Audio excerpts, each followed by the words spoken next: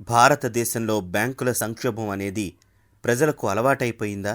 ఏడాదికో bank ప్రజలను ముంచేస్తున్నా ప్రభుత్వం ఎందుకు అలసత్వం వీడటం లేదు? బ్యాంకు పుట్టిన 10 ఏళ్లకే 3.4 లక్షల కోట్ల విలువ సాధించిన యెస్ బ్యాంక్ ఇప్పుడు దివాళా తీయడానికి కారణమేంటి? నారు పోసినవాడే పీకి పారేశాడా? పుట్టించినవాడే చంపే ప్రయత్నం చేశాడా? ఎన్నో ప్రశ్నలు, మరెన్నో అనుమానాలు.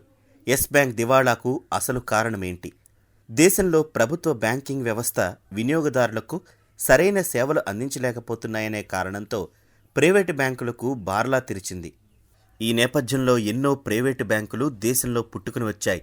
కానీ వాటిలో ఇప్పటి వరకు నిలదొక్కుని లాభాల బాట పట్టినవి వేళ్ల మీద లెక్క పెట్టవచ్చు. ఐసిఐసిఐ, హెచ్డిఎఫ్సి, యాక్సిస్ వంటి ప్రైవేటు బ్యాంకులు మార్కెట్లో నిలదొక్కున్నాయి. కానీ మిగతా ప్రైవేటు బ్యాంకులు ఇంకా బాలారిష్టాలను దాటలేకపోతున్నాయి.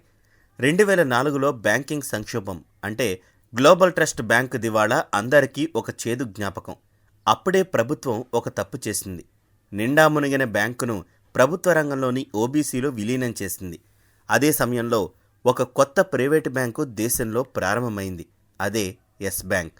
ప్రపంచ ప్రఖ్యాతి చెందిన బ్యాంక్ ఆఫ్ అమెరికాలో ఎన్నో ఏళ్లు పనిచేసి బ్యాంకింగ్ రంగంలో ఎంతో అనుభవం సాధించిన రాణా కపూర్ తన సోదరుడైన అశోక్ కపూర్తో కలిసి యెస్ బ్యాంక్ను స్థాపించారు. మరుసటి ఏడాది యెస్ బ్యాంక్ స్టాక్ ఎక్స్చేంజ్లో లిస్ట్ అయ్యింది. బ్యాంకు పలు సేవలను వినియోగదారులకు అందించడం మొదలుపెట్టింది. బ్యాంక్ ఆఫ్ అమెరికాకు ధీటుగా యెస్ బ్యాంకును ప్రపంచ బ్యాంకుగా తీర్చిదిద్దాలన్నదే ప్రమోటర్ల ఉద్దేశం. 2008లో ముంబై పేలుడులో యెస్ బ్యాంకుకు చెందిన అశోక్ కపూర్ మరణించడంతో రాణా కపూర్ బ్యాంకుకు చెందిన పూర్తి బాధ్యతలు తీసుకున్నారు. బ్యాంకు స్థాపించిన మొదట్లో 1% కూడా నిరర్ధక ఆస్తులు ఉండేవి కావు. అయితే రాణా కపూర్ చైర్మన్ అయ్యాక బడా సంస్థలకు, కార్పొరేట్ కంపెనీలకు రుణాలివ్వడంలో దూకుడు చూపించారు. రుణాలైతే ఇచ్చారు, కానీ వాటిని వసూలు చేయడంతో దూకుడిని ప్రదర్శించలేకపోయారు. 2014 నాటికి యెస్ బ్యాంక్ ఇచ్చిన రుణాలు 55,000 కోట్లుగా ఉంటే ఇప్పుడు ఏకంగా 2,41,000 కోట్లకు పెరిగాయి. ఇందులో 1,45,068 కోట్లు నిరర్ధక ఆస్తులుగా మారాయి. అంటే యెస్ బ్యాంక్ ఇచ్చే ప్రతి రూపాయి రుణంలో 3వ వంతు అసలు తిరిగి రావడం లేదు. రాణా కపూర్ ఆసక్తి మేరకు యెస్ బ్యాంక్ కొన్ని బడా సంస్థలకు రుణాలిచ్చింది. అనిల్ అంబానీకి చెందిన ADA group, Zee TV, Jet Airways, Essar, Coffee Day వంటి సంస్థలకు కోట్లాది రూపాయలు రుణాలిచ్చింది. కాగా ఆ కంపెనీలన్నీ దివాళా తీశాయి. దాంతో వారికిచ్చిన అప్పు తిరిగి యెస్ బ్యాంక్ వసూలు చేసుకోలేకపోయింది. అయితే రాణా కపూర్కు ఆయా కంపెనీలు ఆర్థికంగా సంక్షోభంలో ఉన్నాయని తెలిసి మరీ రుణాలు మంజూరు చేయడం అనుమానాలకు తావిస్తోంది. వారి దగ్గర నుంచి వసూలు చేద్దామన్న ప్రభుత్వ పెద్దల అండదండలు ఉండడంతో యెస్ బ్యాంక్ భయపడింది. 2016లో డిమానిటైజేషన్ తర్వాత బ్యాంకింగ్ రంగం సంక్షోభంలో పడింది. దీంతో వాటి వ్యాపార లావాదేవీలు పరిశీలించాలని ఆర్బీఐ ప్రభుత్వ, ప్రైవేటు రంగంలోని బ్యాంకుల పరిస్థితిపై నివేదిక తెప్పించింది. ఆ సమయంలోనే యెస్ బ్యాంక్ పరిస్థితి సరిగా లేనట్లు గుర్తించింది. బ్యాంకు నిరర్ధక ఆస్తులు అప్పట్లోనే 47,000 కోట్ల వరకు ఉండగా కేవలం 750 కోట్లు మాత్రమే ఉన్నట్లు నివేదికిచ్చింది. కానీ ఆర్బీఐ జరిపించిన మరో పరిశీలనలో బ్యాంకు అసలు రూపం బట్టబయలైంది. కానీ ఆ రిపోర్ట్ అప్పట్లో బయటకు రాలేదు.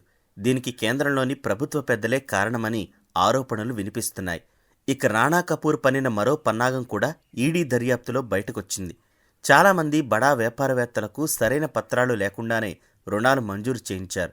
ఆ తర్వాత వాళ్లు రాణా కపూర్తో మాట్లాడుకుని రుణాలు ఎగ్గొట్టారని, అందుకు ప్రతిఫలంగా కొంత సొమ్మును రాణా కపూర్ భార్య ఖాతాలో, మరికొన్ని బినామీ ఖాతాల్లో జమ చేశారని ఈడీ గుర్తించింది. యెస్ బ్యాంకును అడ్డం పెట్టుకుని అక్రమ మార్గాల్లో రాణా కపూర్ ఆస్తులు సంపాదించినట్లు దర్యాప్తులో తెలిసింది. ఇవి కూడా యెస్ బ్యాంక్ ఆర్థిక సంక్షోభానికి కారణాలుగా నిలిచాయి. యెస్ బ్యాంకును ప్రారంభించిన కొత్తలో దానిలో పెట్టుబడులు పెట్టేందుకు ఇన్వెస్టర్లు క్యూలు కట్టేవాళ్లు. కానీ ఇప్పుడు డిపాజిటర్లు డబ్బుల కోసం ఆ బ్యాంకు ముందు క్యూ కట్టాల్సిన పరిస్థితి వచ్చింది.